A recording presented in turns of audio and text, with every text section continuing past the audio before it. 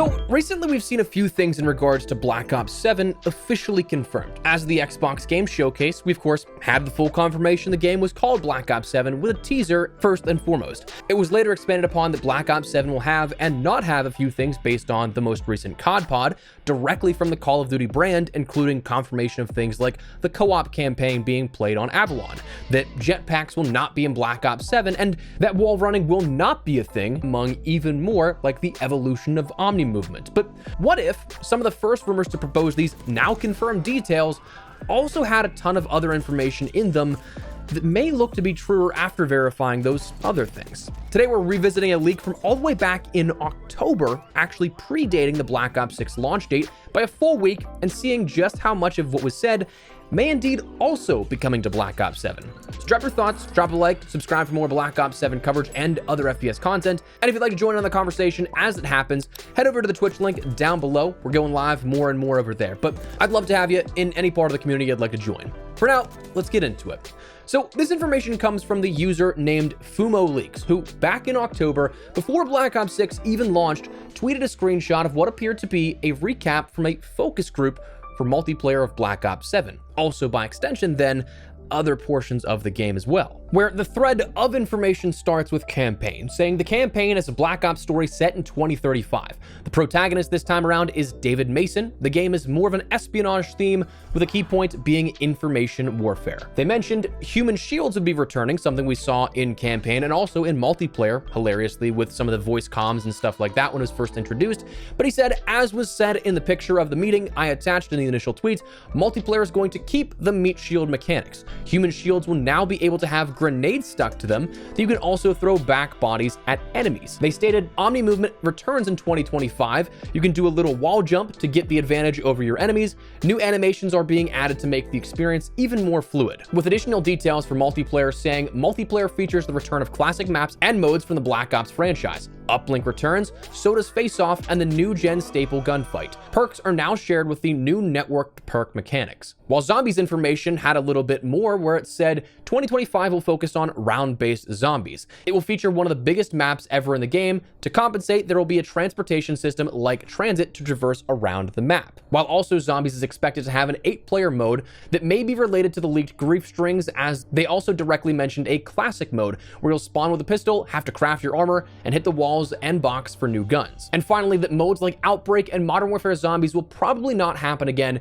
due to their issues with the community. Round-based is taking the spotlight again, as stated before. So that was a lot to hear about all the way back, again, before Black Ops 6 even launched. I think that's the craziest development out of all of this, looking back and seeing that a lot of this is starting to come true.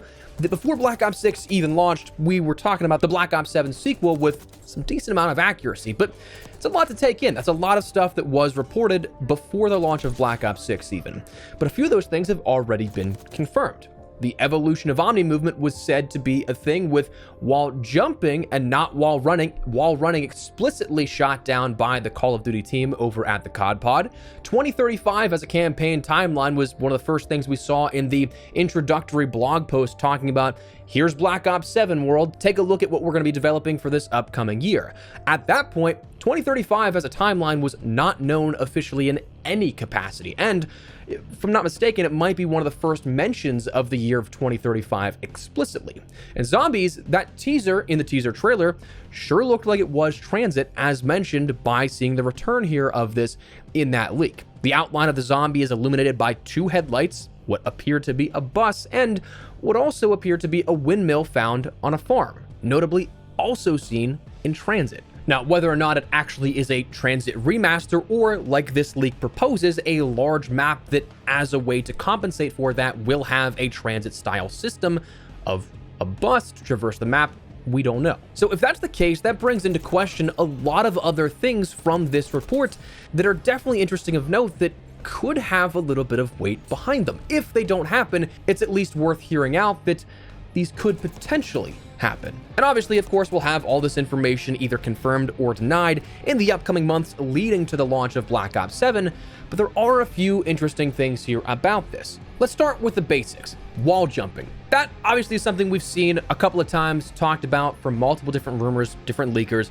and it seems like that will be the case. This evolution of Omni movement will be something that you can 1-2 step up a wall and kind of either in a sort of mantling sense get over an obstacle faster, or whatever the case. It seems like this is going to now incorporate another vertical layer of Omni movement rather than just the X and Y axis. The body shield updates is something that is going to be interesting. It's a little less consequential than the other stuff we'll talk about here in a second, but I do like that this will be returning if this actually is true.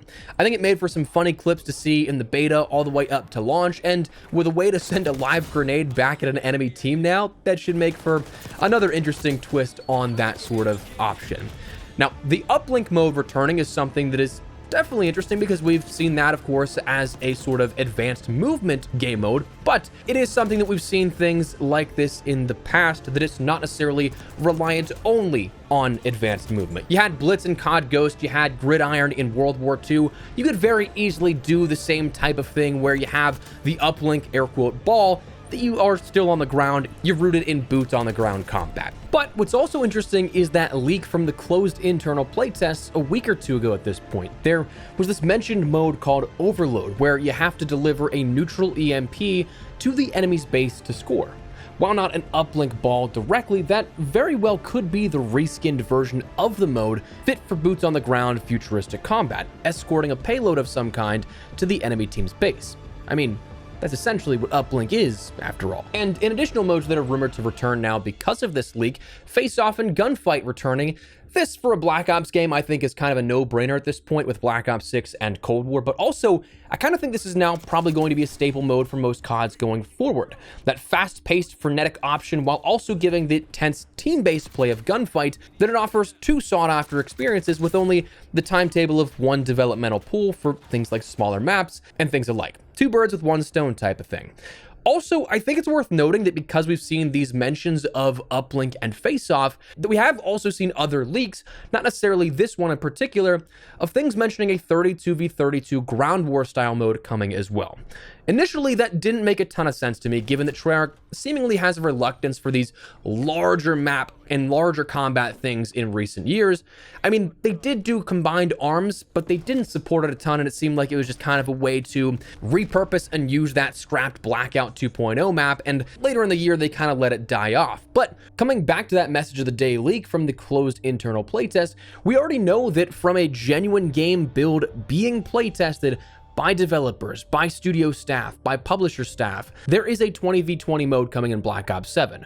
So while it may not be as grand a scale as combined arms from Black Ops Cold War or ground war in Modern Warfare 2019, Modern Warfare 2, and Modern Warfare 3, it does seem like this may be a middle ground to perhaps repurpose parts of that already established map of Avalon that by this point does not seem like it's going to be coming to Warzone at all, but instead used for things like the co-op campaign, this new skirmish mode, and what may be potentially Outbreak as rumored. And with Sledgehammer now being rumored to be doing the multiplayer for Black Ops 7, they are coming off having a ground war experience in Modern Warfare 3, their most recent title they worked on. My only hope is that if that is the case, then maybe we actually see it supported a little further. We didn't get a single ground war map update in Modern Warfare 3, which was a bit of a bummer. Same thing with War, you only had that one in Season 1 or Season 2. But anyways, beyond that, the other proposed leak here that I think is really interesting is the networked perks feature.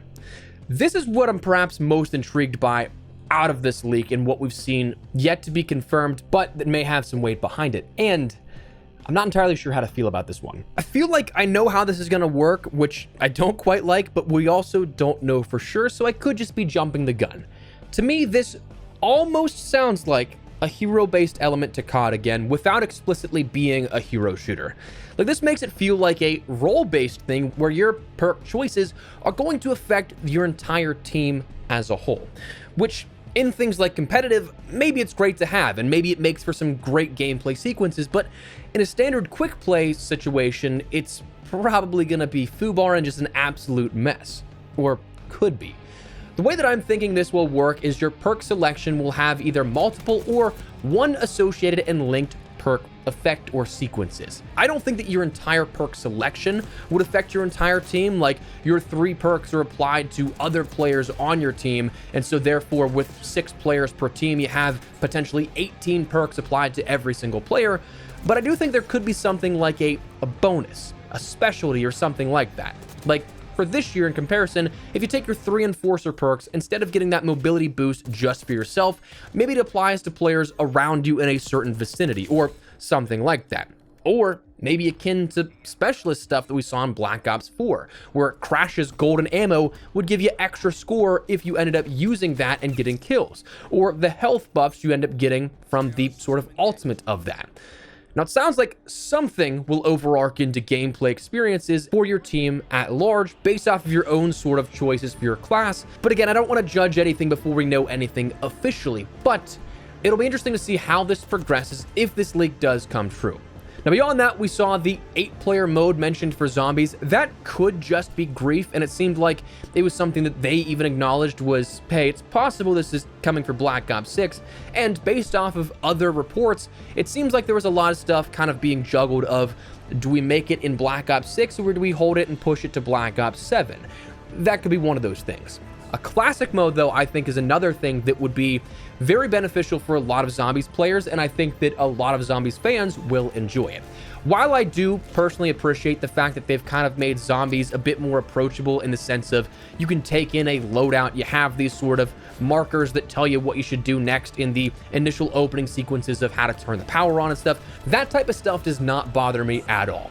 But I know that for a lot of zombies purists out there, it's not exactly what zombies was. And so I understand there's that disconnect where you try and incorporate more things to bring more players on board and grow the mode while also trying to keep the sort of core framework of what made zombies for so long.